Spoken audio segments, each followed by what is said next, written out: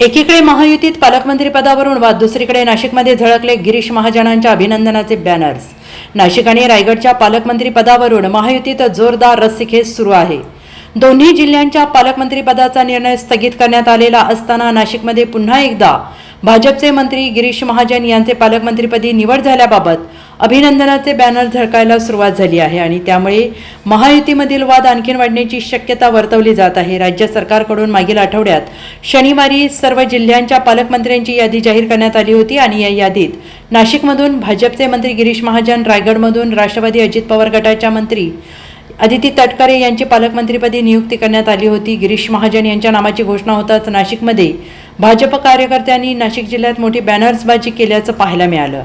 मात्र नाशिकमधूनच दादा भुसे आणि रायगडमधून भरत गोगावले यांच्या समर्थकांनी मात्र आक्रमक भूमिका घेतल्याने नाशिक आणि रायगडच्या पालकमंत्रीपदाचा निर्णय स्थगित करण्यात आला।